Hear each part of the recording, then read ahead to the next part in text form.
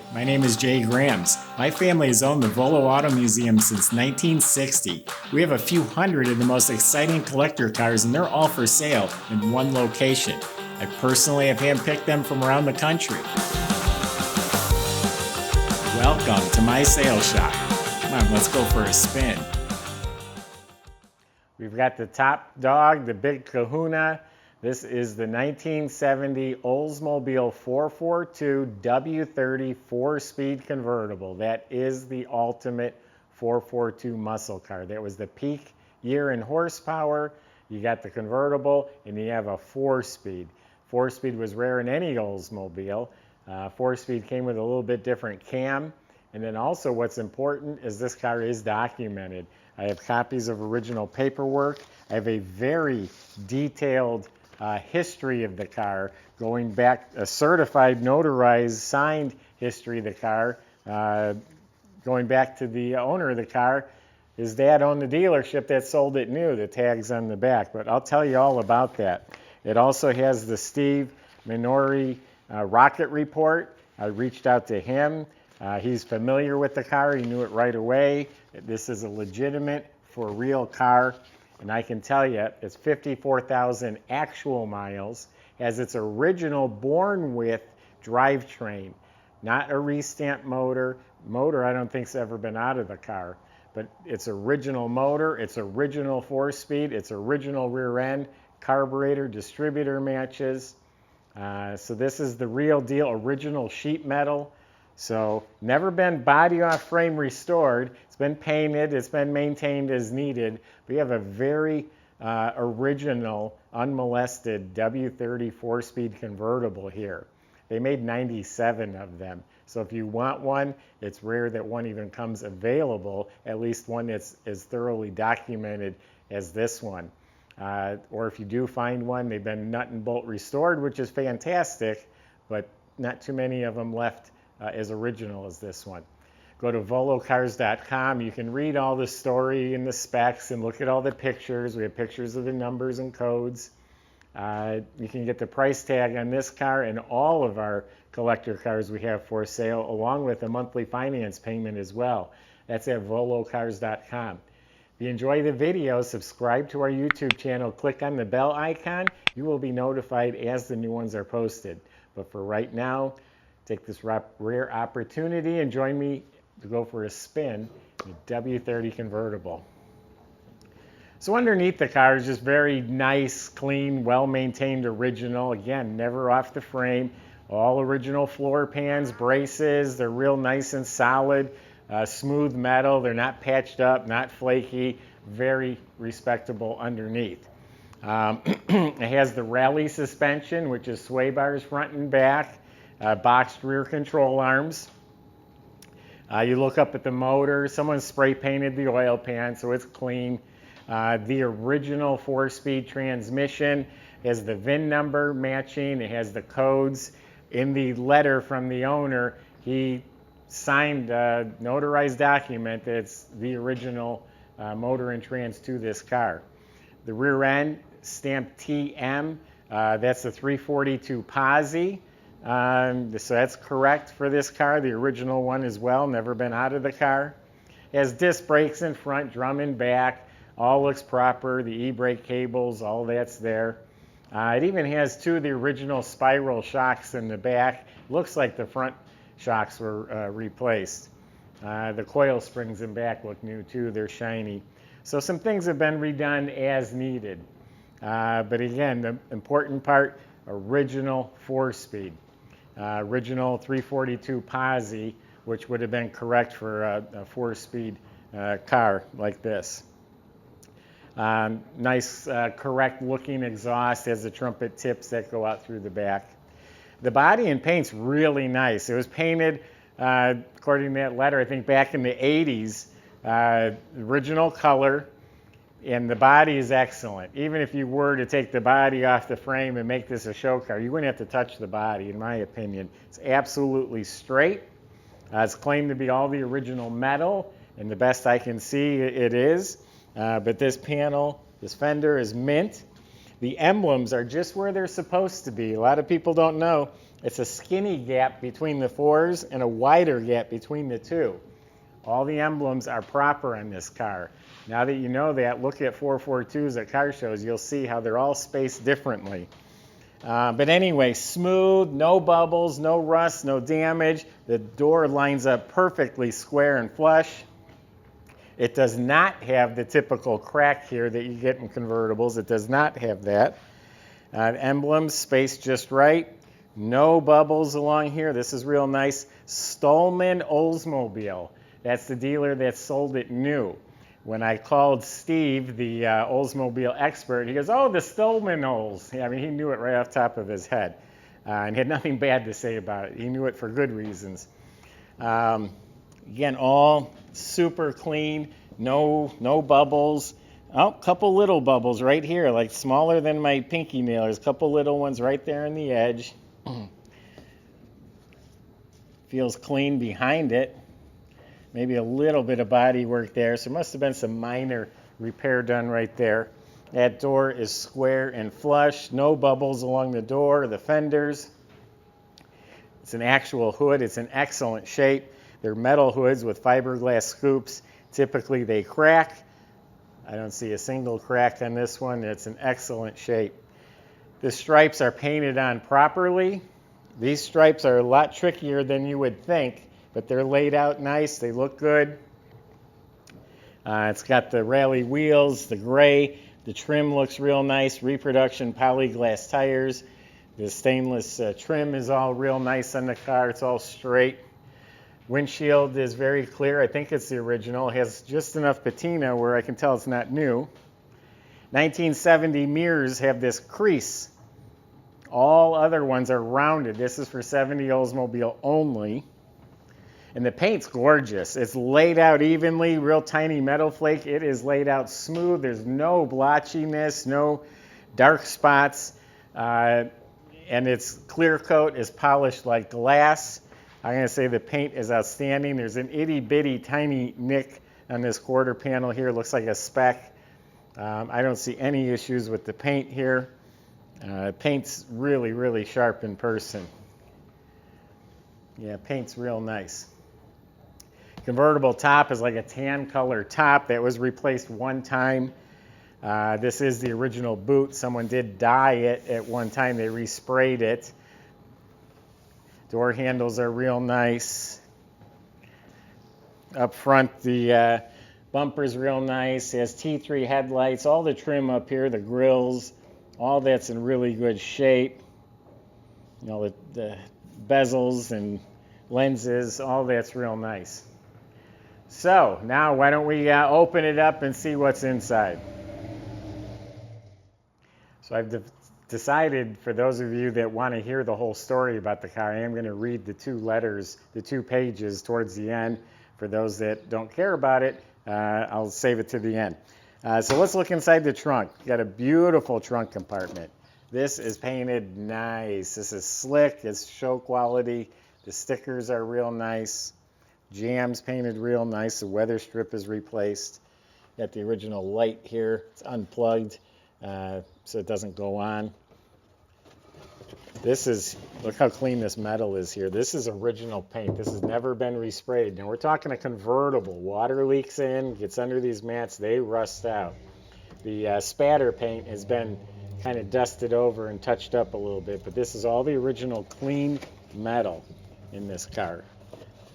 It has a matching wheel and tire for a spare. The jack is underneath there. It has the lug wrench right here like it's supposed to. And all nice clean metal, no splices or cuts that I could find. It has the well liner for the top. So, really nice trunk compartment.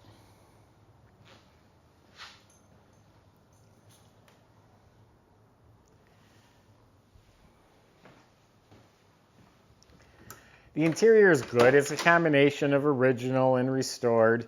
Door jambs are painted real nice. Weather strips are replaced.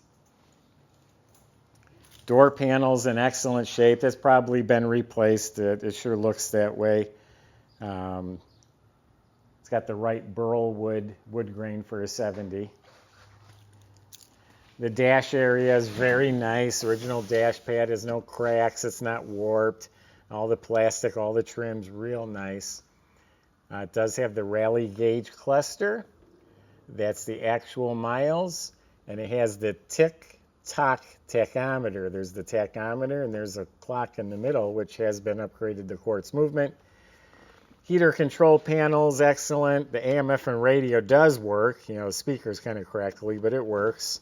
Has the ashtray, has the matching knob for the lighter. 8-track. This is what makes it special right here. The light works. Glove box is nice. Vents are real nice. It is a bench seat car. He specially ordered it that way. You put the armrest up when you want to sit next to your sweetie. If you're not getting along so swell, you put it down. Has a deluxe steering wheel. It's not worn at all. It's a tilt wheel. Down on the floor, the carpets have been replaced.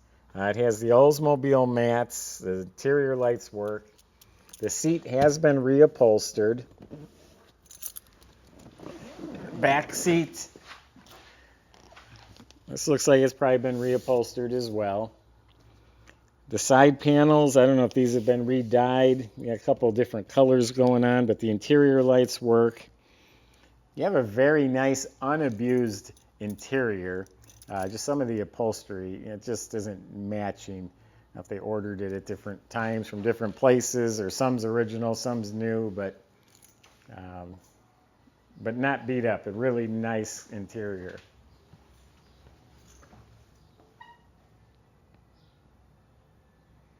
Also has the Oldsmobile vanity mirror on the visor still, the original visor. 455, making 370 horsepower. They say that is underrated. The 4-speed car came with a hotter cam. You'll hear it when we pull the car out. You'll hear it at an idle. It's got a lopey cam. So you could not get power brakes on the 4-speed W-30 because there wasn't enough vacuum for the booster. So we got the complete air cleaner assembly, the heat riser tube, the vacuum lines, all of that is hooked up. It has the F heads. There's a letter F on each side. Those are the 70 W-30 heads. Those go for big bucks. Those are the originals. It has the original aluminum W-30 intake with the Winters Foundry snowflake on it. I did check the carburetor. The numbers match for a 70 W-30 4-speed car. The distributor numbers match. And none of the stuff looks new. It looks like it's been there. The distributor is a little greasy, which I liked seeing that. Of course, the W-30 has the red inner fenders. This is the correct fender. See how it's smooth right here? In 71, they put crinkles in it, so if you got in an accident, it would fold up better. These are the original 1970 fenders. Everything up here lines up nice, fits nice. Does have power steering. Spring clamp cables for the batteries. Overall, very tidy, very nice, clean. VIN number match, original motor. Has the chicken wire underneath the hood, under hood light.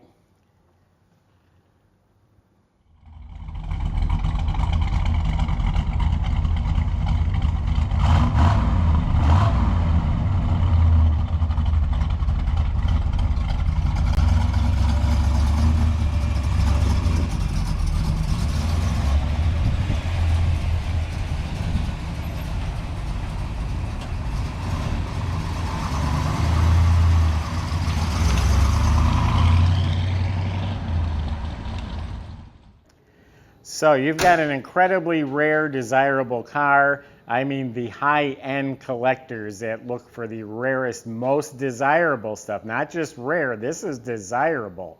70 convertible 4-speed with the biggest horsepower available. This is an investment car.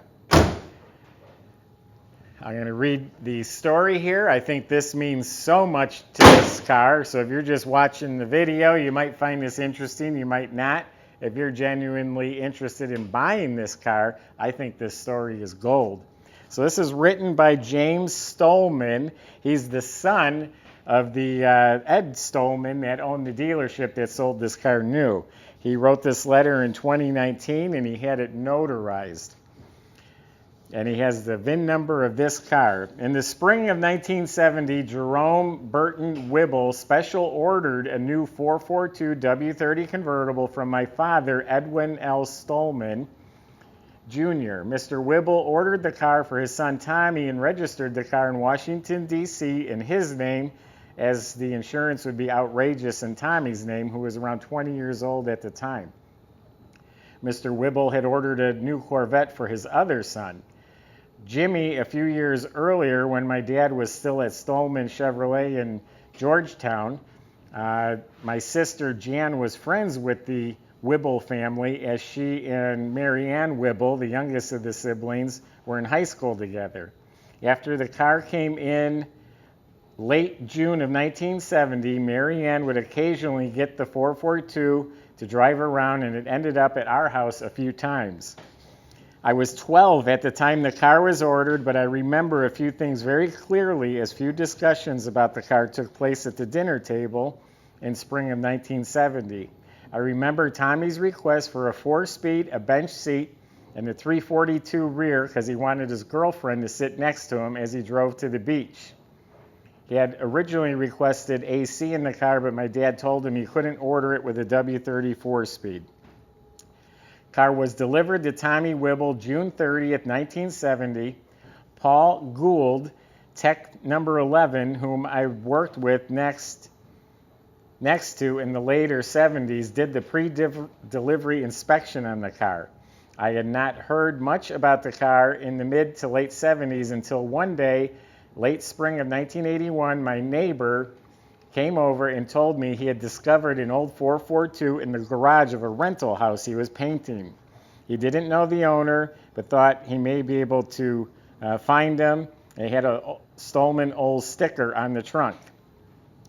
Eventually, we figured out it was Tommy Wibble's car, and Brian's dad would not let him get the car, so Brian gave me the lead. One more page. I called Tommy, and he said he'd be willing to sell the car. At this point, it was not running, and the clutch was stuck to the flywheel. Needed some paint work, had some bubbles on the trunk lid, but with 46,450 miles on the all original car, it was quite a find.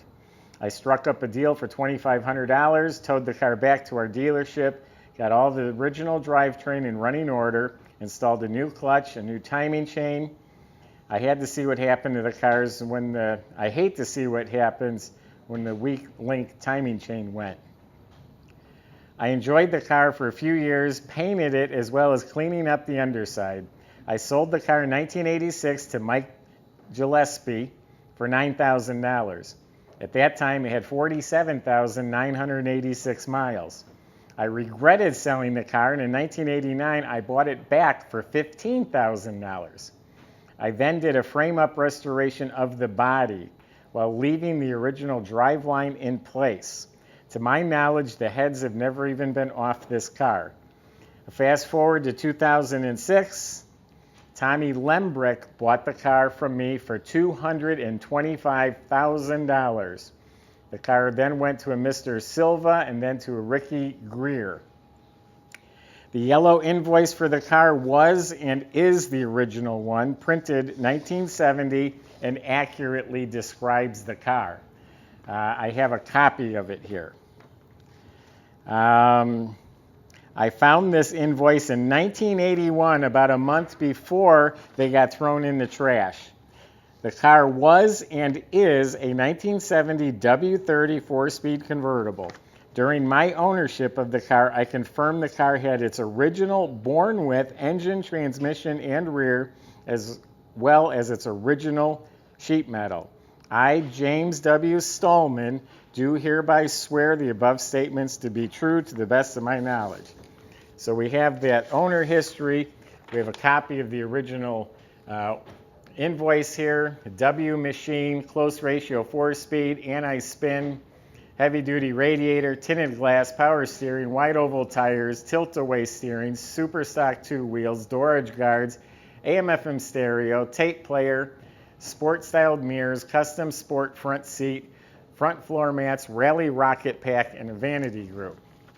We also have a copy of the inspection sheet. We have some odometer statements from various times that it was sold, some invoices, a picture of the car from 1981. Here's the pre-delivery inspection sheet. And then the Steve Minore rocket report. You can Google that. He's become the expert of Oldsmobile. That's who Bear Jackson, Meekum, and big collectors have inspect and verify cars like this, and he knows the car. So anyway, this is the real deal. That stuff makes it to a collector. That's why I took the time to read it. There's also pictures on our website.